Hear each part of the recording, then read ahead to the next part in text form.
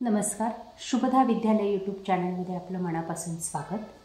आज आपण इयत्ता 10वीच्या वर्गाचा मराठी विषयाचा तास घेणार आहोत आणि या तासाला आपण मराठीची पूर्व सराव परीक्षा सन 2023-24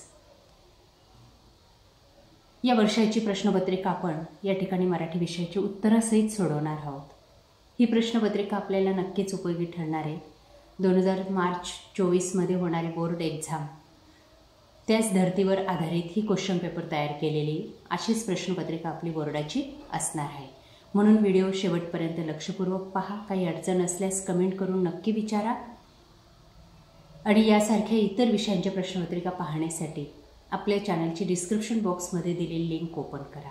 तत्पूर्वी मित्रांनो, आपण नवीन असाल, अजूनही चॅनलला आपण सबस्क्राईब केलं नसेल तर चॅनल सबस्क्राईब करून बेल आयकॉनवर क्लिक करून ठेवा, म्हणजे नवीन व्हिडिओची नोटिफिकेशन आपल्यापर्यंत सहज पोहोचेल. इयत्ता 10वी विषय मराठी पूर्व सराव प्रश्नपत्रिका. प्रश्न पहिला.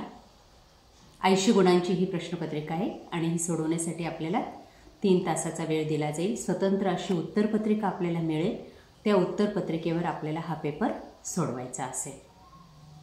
प्रश्न पहिला. खालील उतार्याच्या आधारे सूचनेनुसार कृती करा. बघा, या ठिकाणी आमची ढाळच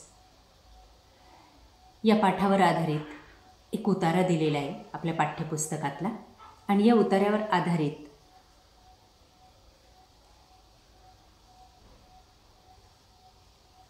काही कृती या ठिकाणी विचारलेल्या आहेत 7-8 गुणांसाठी.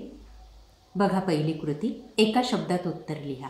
या सर्व प्रश्नांची उत्तरं आपल्याला या उतार्यामध्ये मिळणार आहेत, म्हणून उतारा काळजीपूर्वक वाचायचा आहे. बघा, या ठिकाणी मी कंसामध्ये उत्तरंसुद्धा शोधून दाखवलेली आहेत. हे पहिल्याचं उत्तर, हे दुसऱ्याचं. या पद्धतीने सर्व कृतींची उत्तरं आपल्याला या ठिकाणी मिळतात. बघा, एका शब्दात उत्तर लिहा. लेखकाच्या गावचं वर्तमानपत्र. ढाळच.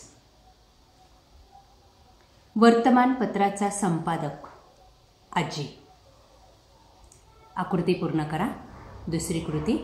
ढाळजेतून बातम्या प्रसारित होण्याची रीत. 2 गुणांसाठी हा प्रश्न आहे. बघा त्याचं उत्तर.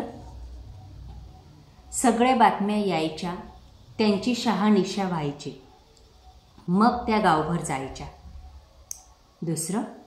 कडूसं पडायच्या आधी मैफिल मोडायची.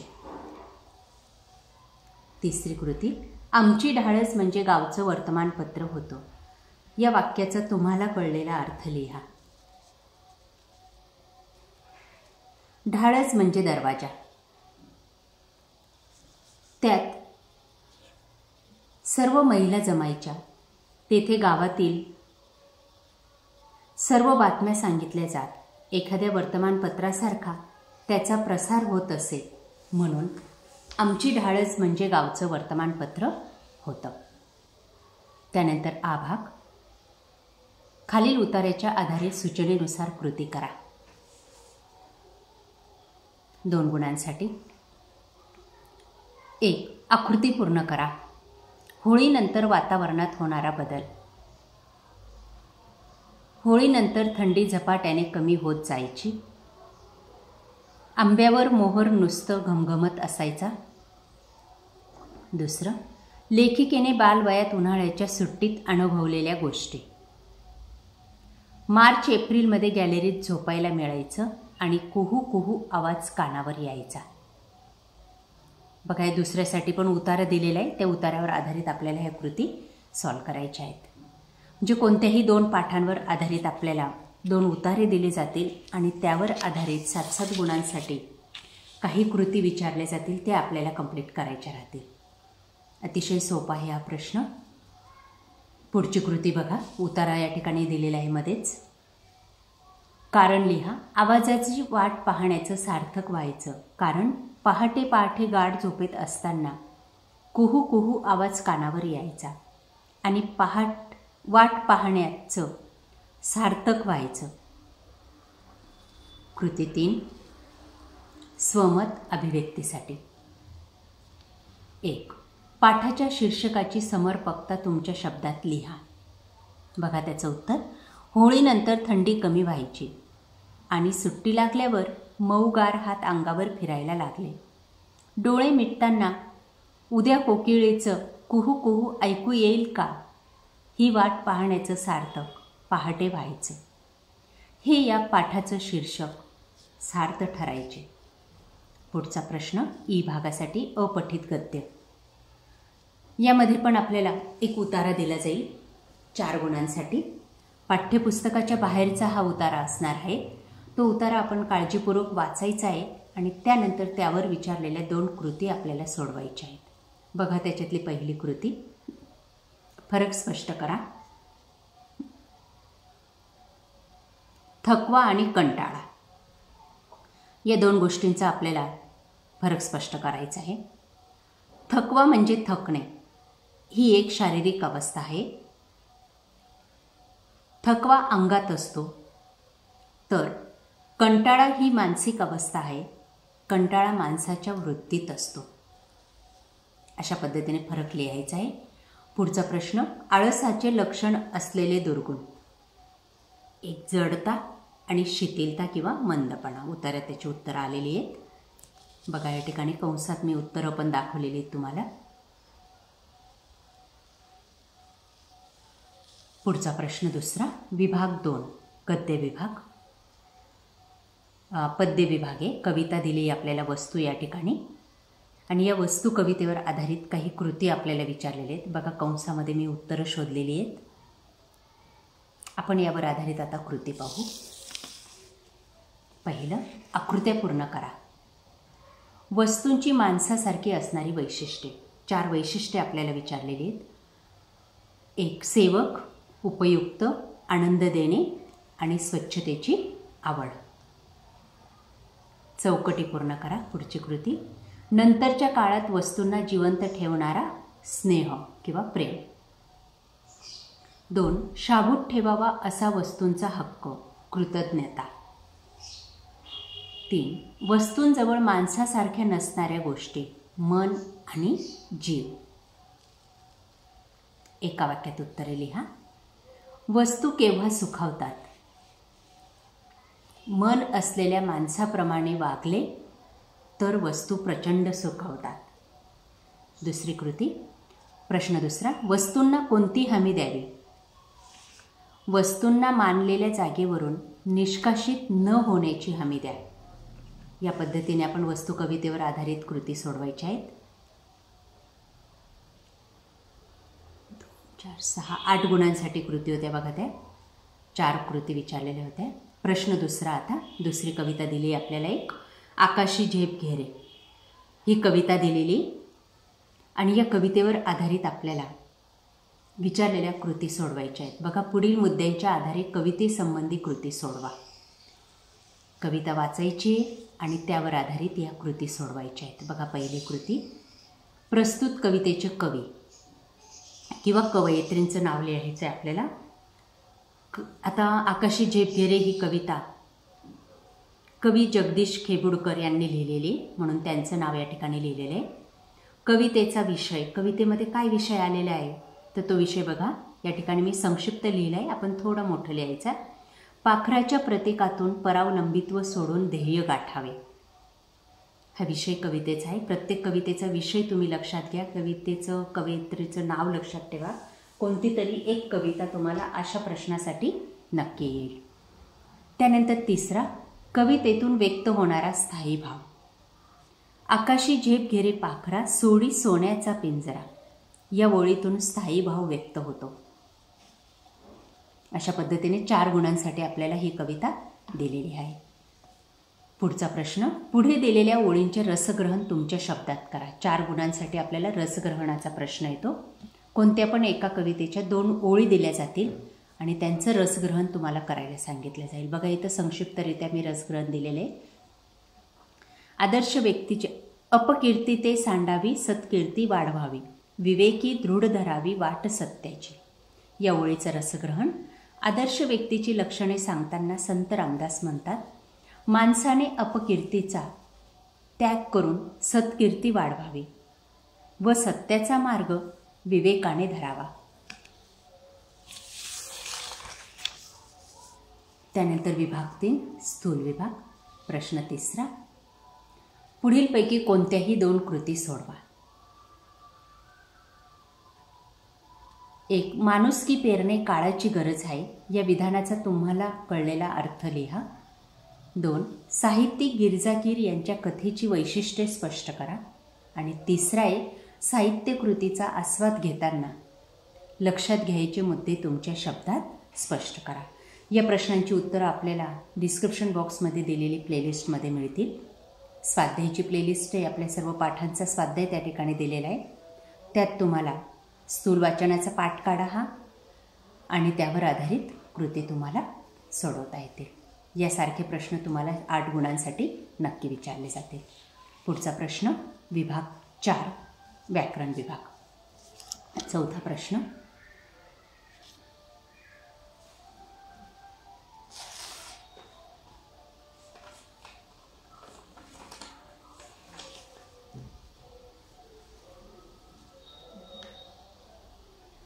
समास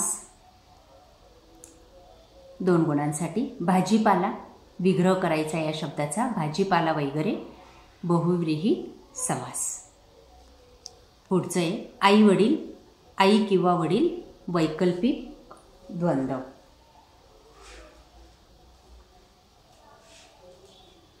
या पद्धतीने या प्रश्नाचं उत्तर लिहायचं आहे. पुढचा प्रश्न आहे शब्दसिद्धीसाठी. तक्ता पूर्ण करा. सामाजिक, अभिनंदन, नम्रता आणि अपयश हे 4 शब्द या ठिकाणी दिलेले. ते आपल्याला प्रत्यय घटित आणि उपसर्ग घटित या ठिकाणी टाकायचे आहेत. बघा आता प्रत्यय घटितमध्ये काय येतो? सामाजिक, शेवटी प्रत्यय लावलेला असतो. अभिनंदन. त्यानंतर उपसर्ग घटितमध्ये नम्रता आणि अपयश.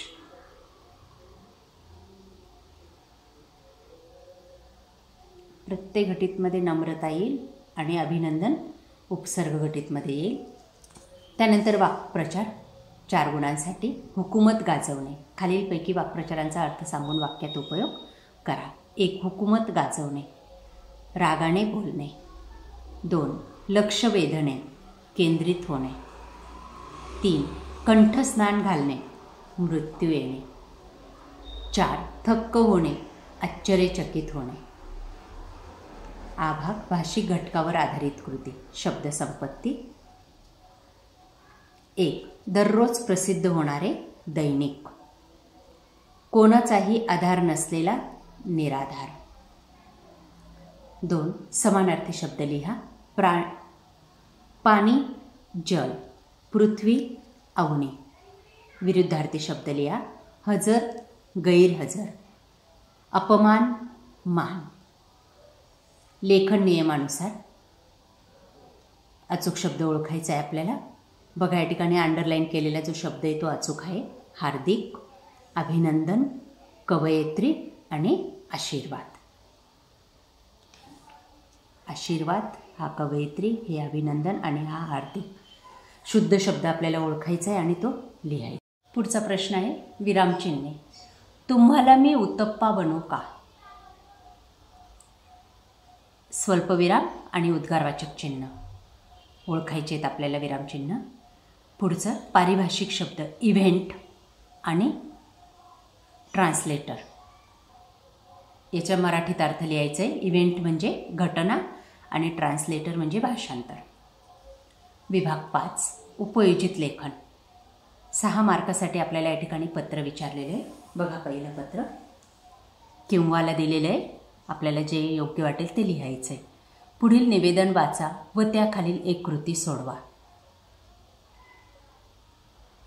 वाचनम हितकारण आनंद पुस्तकालय 102 विकासनगर गाळा नंबर 2 जालना. सवलत दिनांक 1 नोव्हेंबर ते 15 नोव्हेंबर. वेळ सकाळी 10 ते रात्री 8. दुकानाच्या वर्धापन दिनानिमित्त खास आकर्षक कोणत्याही पुस्तकावर 20% सवलत. सोमवारी बंद. एवढी माहिती आपल्याला दिलेली आणि या माहितीवर आधारित आपल्याला खाली दिलेल्या दोन्ही विषयांपैकी एका विषयावर पत्र लिहायचे. पहिला विषय आहे मागणीपत्र आणि दुसरं विनंतीपत्र. बघा मागणीपत्रासाठी काय लिहायचं आपल्याला. रसिक वाचक या नात्याने संबंधित व्यक्तीला स्वतःसाठी पुस्तकांची मागणी करणारे पत्र लिहा.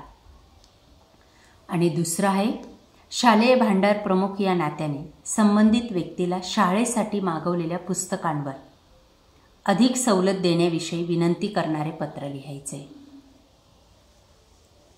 त्यानंतर पुढचा किंवाला प्रश्न आहे, त्यालाच पत्र लिहायचं नसेल तर सारांश लेखन लिहा. विभाग 1 गद्य 3 मधील 3 पठित गद्य उतारा वाचा व त्याचा 1/3 एवढा सारांश लिहा. बघा या ठिकाणी काय म्हटलेले, विभाग 1 त्याच्यातला 3रा उतारा आपल्याला वाचायचा आहे अपठित गद्यामधला आणि त्याचं सारांश लेखन करायचं आहे. बघा हा उतारा आपण प्रश्नपत्रिकेत मगाशी पाहिला. या उतार्यावर आधारित आपल्याला सारांश लेखन करायचे. या ठिकाणी तर आपण ह्या कृती सोडवणारच आहोत.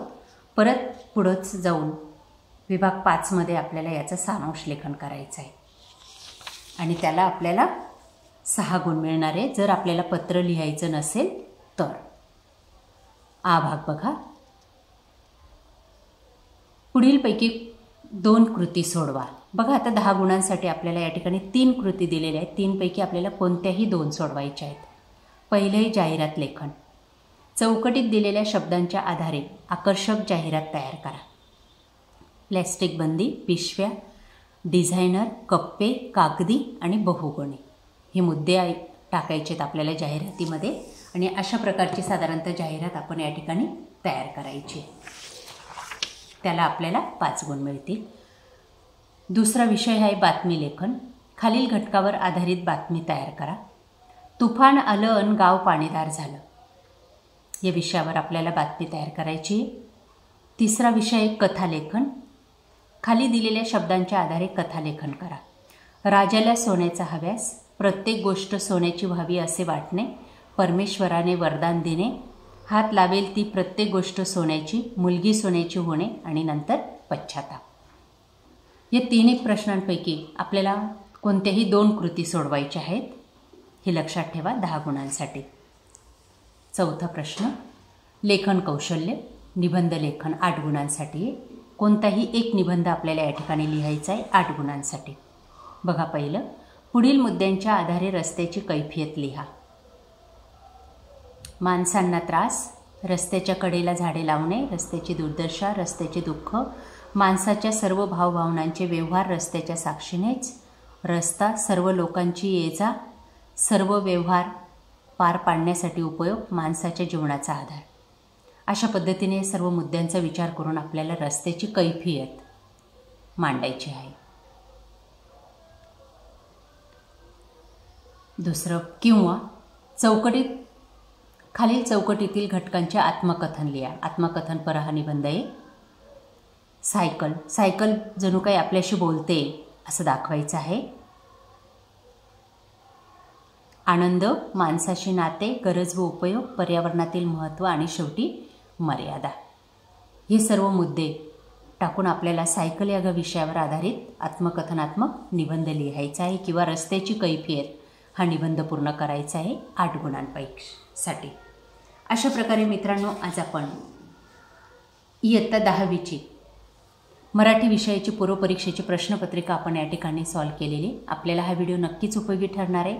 यासारखे नवनवीन व्हिडिओ पाहण्यासाठी आपल्या चॅनलला सबस्क्राईब करून बेल आयकॉनवर क्लिक करा. थँक्यू.